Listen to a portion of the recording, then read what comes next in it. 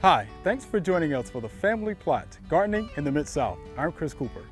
Tall, thin trees make a unique statement in the landscape. Today, we're going to look at some options. Also, the stores have lots of chemicals on the shelves, but what do they do and how do they work?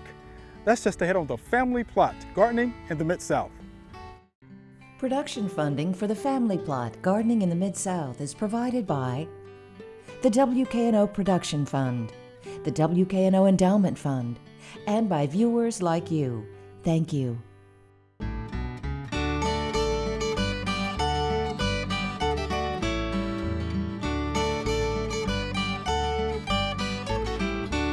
Welcome to the Family Plot. I'm Chris Cooper. Joining me today is Jason Rees.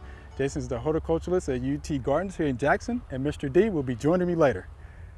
All right, Jason. Hi, good to be here. Glad you're on site with us today. Oh, at the it's always garden, good to be here. Always good to is. be here. Glad you're here as well. So we're going to talk about what, our kilometer trees, That's right? right. I am so excited that y'all are here looking at these Good. trees. I love tall, slender trees and shrubs, and we're standing in front of our collection here. We have about 15 tall, Okay. slender trees in the collection here, and this is one of my favorite. So you have a favorite? I do have a Okay, favorite. all right. This is an oak tree called Kindred Spirit, and it is Okay. a hybrid oak.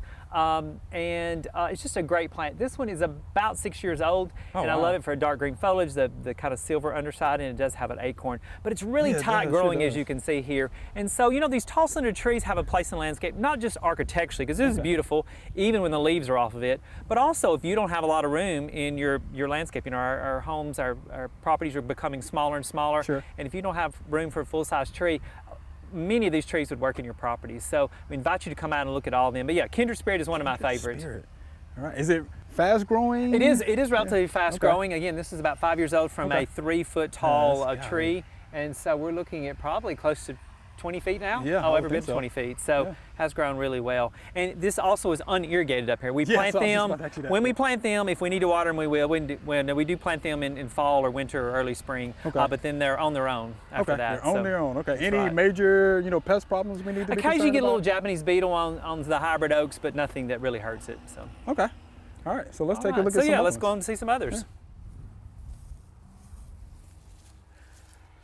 All right, Jason. All right, so got my this? second favorite tree of the tall, slender trees is a native tree Okay. called Slender Silhouette Sweet Gum. And this was found in Middle Tennessee by Don Shadow in the wild. Yeah. Don Shadow's a famous nurseryman, and he propagated it from the wild, and then these are all grafted, which all these trees we're looking at are grafted. Okay. And so it grows tall and slender.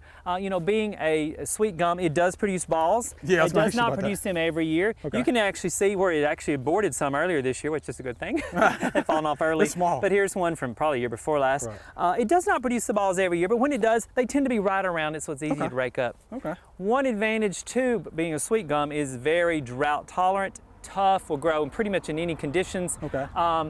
Slender Silhouette is tall and slender, but if you got it in really good soil or you're irrigating it, it will kind of splay. It'll have some branches that come off the side. Okay. So you're better growing it in poor, drier soil. Again, we don't irrigate Poor. anything up here, so this one has stayed really tight. I do occasionally see these in landscapes where they got irrigation and the branches will come off the side because they're growing too quickly and they're Okay. too soft. Got it. It does get some fall color, some years better than others, not as good as maybe just a straight species, but just a really cool plant.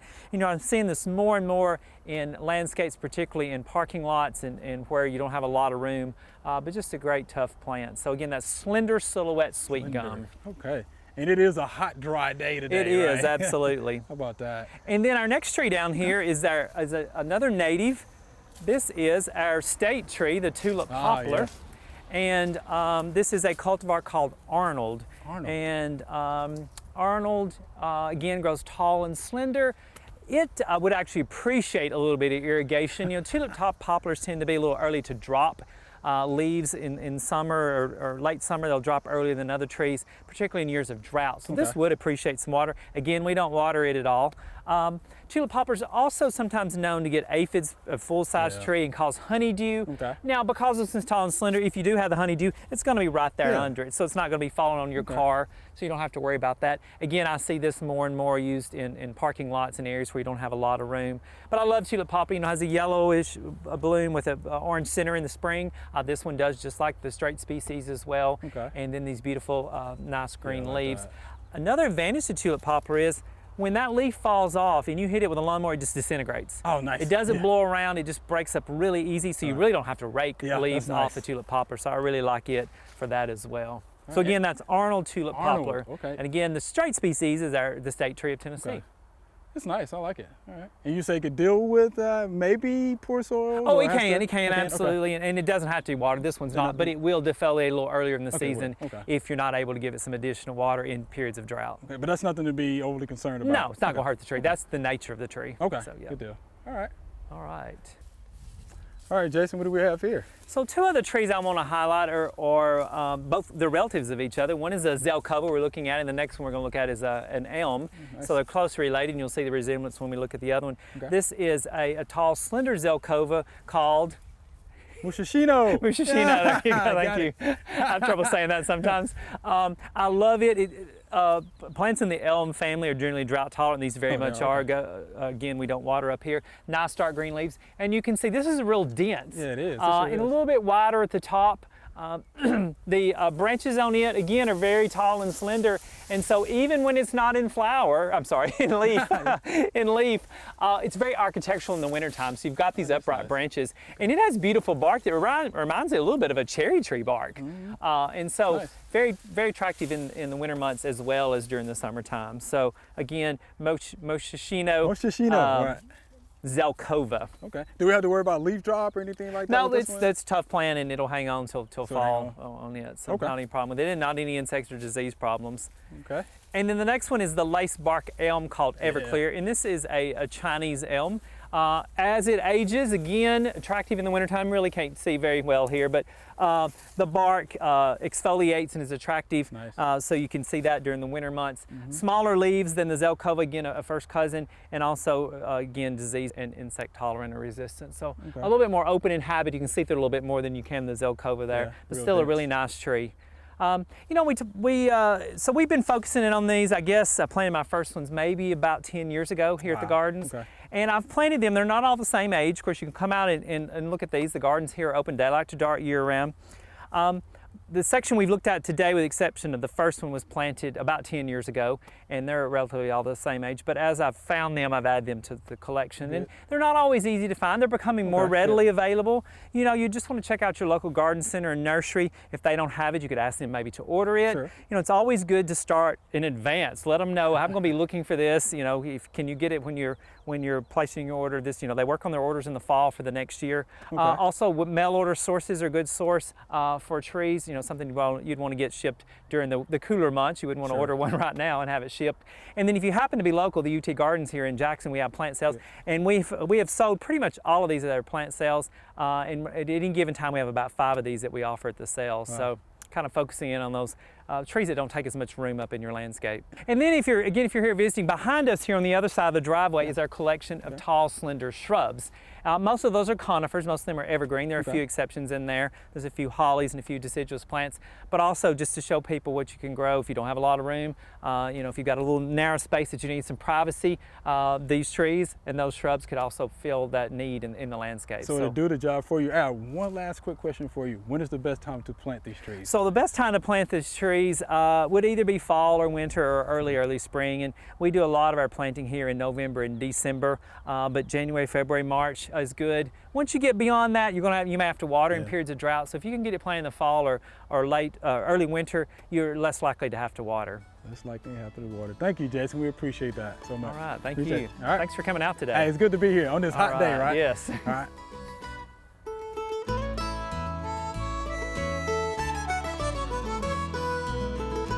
Grass lawn about an inch of water a week. And the ideal time to water your lawn is early in the morning time.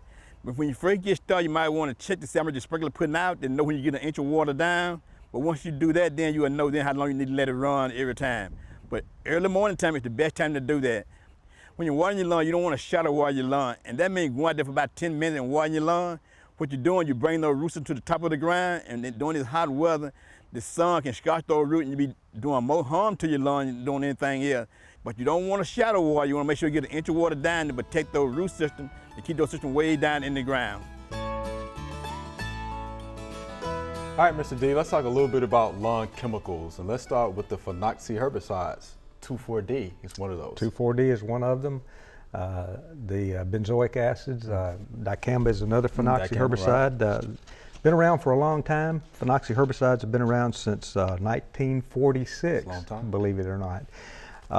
Best known ones are 2,4-D, 2,4,5-T is another well-known one. A few years ago, you don't hear much about that anymore. A combination of 2,4-D and 2,4,5-T made up a material called Agent Orange, which was used back in the Vietnam War. Great product for 2,4,5-T is really good on killing woody ornamentals. Used it extensively in Texas to control mesquite in pastures and doesn't hurt grasses. But there was a problem with dioxin, and 2,4,5-T is off the market now because of that problem. But 2,4-D is still around. Not the same product, not the problems with dioxin that we had with 2,4,5-T. But in the 2,4-D, 2,4-dichlorophonoxyacetic acid, but really, really interesting herbicides. And the phenoxy herbicides are auxin inhibitors. They mimic auxins, naturally occurring auxins that are in plants. And so they really just cause the plants to grow themselves to death.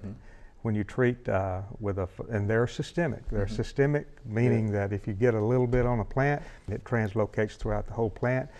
Doesn't immediately kill the plant, but over a period of 2 or 3 weeks maybe, the plant will start to go down, and you'll start to see symptoms of curling, downward growth. It's actually cell division, rapid cell division. The plant is actually growing itself to death, and very safe as far as mammalian toxicity is concerned, safe around humans, but it's pretty deadly on mostly broadleaf plants. Right. Right. That's 2,4-D. That's 2,4-D. What about dicamba? Dicamba, it's a benzoic acid.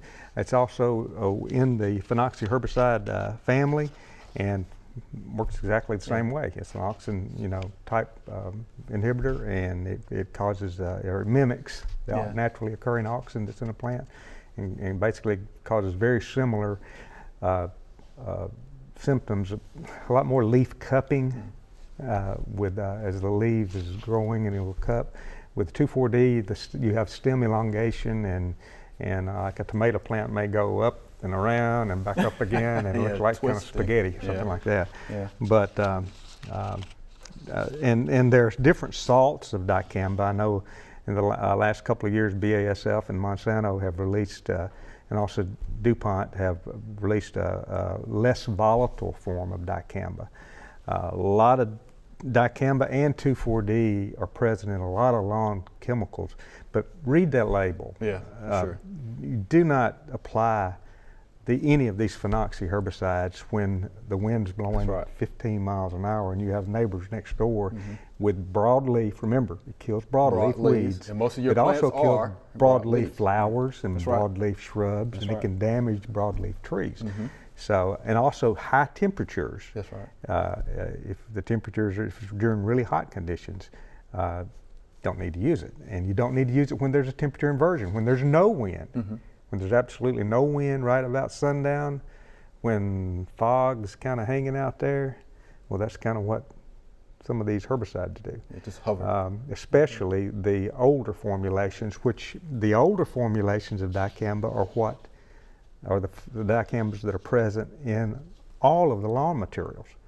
Only the agricultural industry has access now at this point to the newer low volatile forms. Okay. It's good. They're restricted use pesticides. That's right. They've been, the EPA has declared them to be restricted use pesticides. The older, more volatile forms are not restricted use, and any homeowner can buy them. And the only reason they're restricted use is because of their potential to move.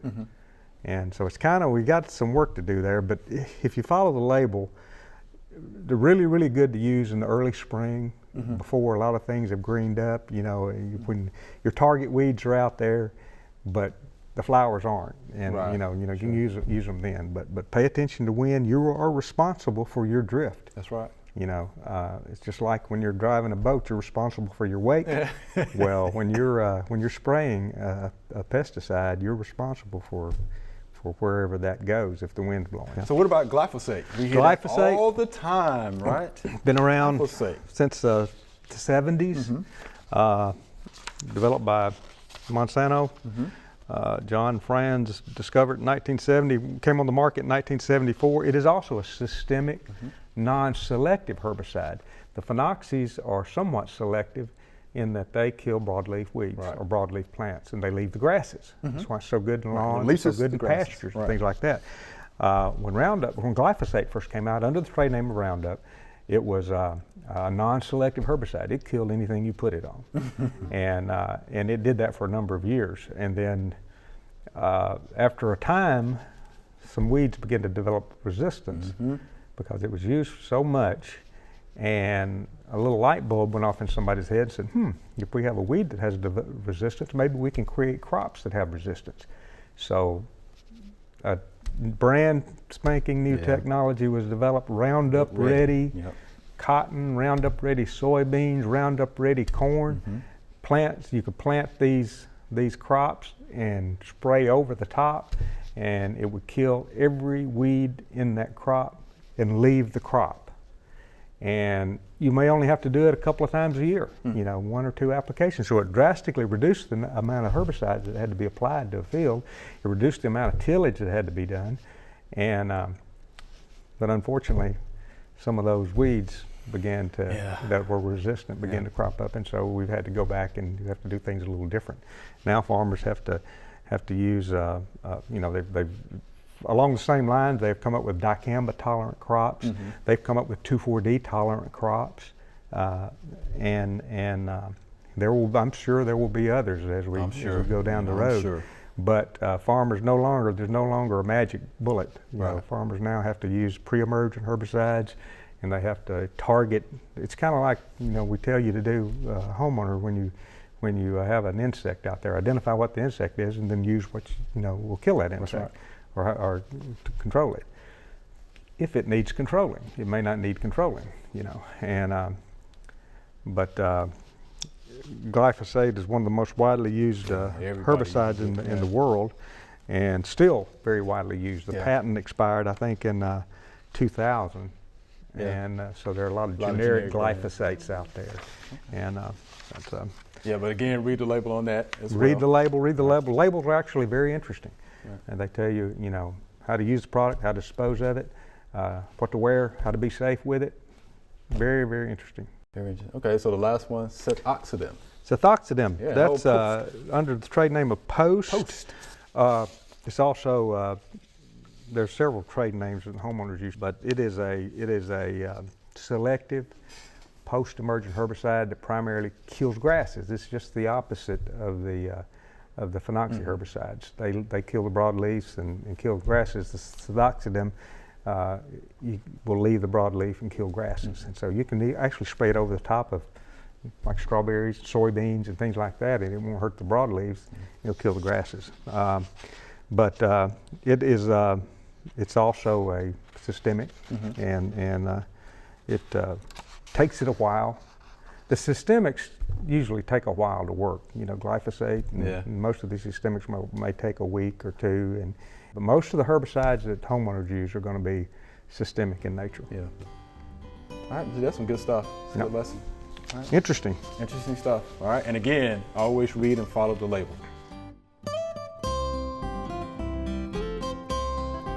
It's important that when you're growing cucumbers, you pick them at the right time. So I have a cucumber right here, which is obviously too small to pick. There's another cucumber right here, which I'm gonna pick, which is, we've let it go too long. So this cucumber is probably going to be bitter. It's probably gonna have big seeds, and it's not gonna be very good to eat. Now you wanna scout every day or two on your plants to make sure that you pick the cucumbers at about the right size. So here I have one that is just about the right size for this variety. And this will make a very good cucumber to eat or put on your salad or even to pickle. Different cucumber varieties have different lengths that you want to pick them at. So these tend to be skinny. The ones over on this side tend to be a lot fatter when they're ready and shorter. So just kind of early on in the spring, a little trial and error, see when the best time is to pick the cucumber to eat it. But for cucumbers, bigger is not always better. All right, this is our Q&A segment. These are great questions. All right, y'all ready to go? I'm totally go. ready. All right, here's our first via email. What can I apply to my lawn to help control ticks, ants, and grubs? Look forward to your help. This is Jerry in Coldwater, Mississippi. So, Okay. Celeste, Mr. Jerry would love your help. Oh with yeah, that one. so he's got a lot of things going on there Right. in that yard. So let's As talk we- about the ticks first. Okay, All right. so let's address ticks because each of these are going to need kind of a different Okay, approach. good, So, good. ticks. If we are keeping our lawns mowed, more closely, that's going to help. Number one, because they like to have that taller brush and grass to reproduce in. So let's do some lower mowing. Okay. And then if we need to apply some products for control, there is a wide range of products available. Malathions, bifenthrins, permethrins. So, I would just encourage them to go out to their, local garden center and look for products that contain those active ingredients, Okay, and of course follow the label instructions there for Please, treating please. their residential lawns for those. But yes, definitely have options out there for control of ticks. Okay. Most of those products are also going to control ants. If you Good. just have like general Right. ants, right? Carpenter ants, black ants. But fire ants is kind of a different, that's gonna be different. Yeah. story. So if fire ants are the issue, then we like to take a two-step approach where we're using a combination of baits and individual mound treatments at the same time. We've got some great publications on that folks can reference at our UT Extension Publications site. And then finally, the grubs was the third one, right? Yeah. So grubs, here we're not targeting that adult life form. The grub is actually the larval form right. of that insect. And they are underneath the ground feeding on decaying organic matter. Some are feeding on vegetation, roots of vegetation. And there's lots of different kinds of white right. grubs. And so depending on what type of white grub you have is going to help us determine how we would treat that. But we tend to move towards products that are more systemic in nature and have a longer residual, that are going to go down into the soil and be effective in that manner. And I know that you and I had talked Yeah, we had a about discussion about that, about the Japanese beetles. Yes. So milky spores are pretty effective on Japanese beetles, but you have to know the life cycle of the grub itself. Right. Right. So you want to put that down, of course, June to September would be the appropriate time for that. Yes. Yeah. Oh, and that's really the ideal time to treat all of those Good. types of white grubs. That's the window that you'd be Okay, looking at for good. applications. It's So. important to know Because that. that's the beetle mates in May and June, Right, lays so the it's egg, May, and then the June. grub And so starts. you're targeting your grubs grub once it during gets that. in the ground. Yes, That's exactly right. Okay. Again, life cycle. That's why it's so important. All right. So I think we covered it all, right? I the hope so. ticks, the ants, and the grubs. So there you have it, Mr. Jerry. Hope that helps you out there. Thank you for the question. All right, here's our next via email. All right, let's see if this makes you squirm a little bit, right? I know garden snakes are okay, but not when I have lots of them around. I'm stepping on them. How about that? They are in my flower pots and they are scaring my guests. How can I get garden snakes to leave? And this is Dory from West Jefferson, North Carolina. Okay. So, That is terrifying. so what do you think, Jason? We'll start with you first on Yeah, I that. don't know. It's odd to have a lot of garden Yeah, snakes. it's a I mean, lot one when or you're stepping two, on them. but so obviously they're there because there's food. And if it's a Yes, garden snake, I'm yes. assuming she's talking about a little grass snake. I didn't really Maybe say, but garden snake, maybe, I if don't it's the small little snake, it's eating grasshoppers and crickets and Yeah. insects. If it's a bigger snake, it's probably eating mice and voles, which you don't want. Which you don't want. Possibly frogs, toads. Right. So it kind of depends. The food source is, I guess, the first thing you got to Sure. address. Sure. and how to reduce that food source. So Right, let's good do point. some That's a good point. So let's- rodent control. Let's do some things of that nature. So there's a Let's- food source there for the snakes, is what we're Right. getting at. Absolutely. Right. Let's again like mowing lower, right? Yeah. Like Okay. reducing hiding Right. places, Okay. kind of picking up a little. My garden is a real like free flowing type kind of garden, so like I just have stuff everywhere. But reducing those hiding places would be a big one as far as lowering that that prey habitat, Right. because That's good. that's what Well, the we mentioned before the show, but there are products that you can Oh, put good, out good. that supposedly Yeah, keep the repellents. repellents Oh, yes. away. Yeah. And they do work somewhat, but you have to reapply them repeatedly, Right. especially after a rain. Right, So exactly right. keep, Good point. keep that in mind. You got to over and over and over. Mm-hmm. But perhaps maybe if you scare them away the first time, I don't know, maybe send them over to the neighbors. Follow their friends. Yeah, I don't think the neighbors are coming over there scaring the guests. So I don't know about that. But yeah, so yeah, culturally, yeah, reduce the rodent population. And then, definitely like, if they want to trap them, using those big sticky okay. pads Yeah, is those- a really yeah, good those glue boards and things like that. yes, Yeah. solution. And then, of course, once they catch them, if they want to re-release somewhere else, you know, humanely. I did not know this, but I found out that you can add vegetable oil to the trap, and it dissolves the glue, and so then they can slither Release them off somewhere else. on their happy way. All right. How about that? Especially if you have those beneficial snakes that are out there. On the note of catching and releasing, you should always follow your local ordinances Yes. and guidelines Yes. for your Yes. state, your county. That's right. Because every place has their own. That's right. Good You know, point. here in Tennessee, you're not to remove an animal off your own property unless it's That's by right. a trained professional. That is good. So there you have it, Dory. Appreciate the question. Good luck to you. All right. All right. Those were great questions. It was fun to have you all here today. Thanks. Thank you Thank much. you. Awesome. All right. Remember, we love to hear from you. Send us an email or letter. The email address is familyplot@wkno.org, and the mailing address is Family Plot, 7151 Cherry Farms Road, Cordova, Tennessee 38016. Or you can go online to familyplotgarden.com. That's all we have time for today. Thanks for watching. If you want more information on trees or taking care of your lawn in the heat of summer, head on over to familyplotgarden.com. Be sure to join us next week for the Family Plot, Gardening in the Mid-South. Be safe.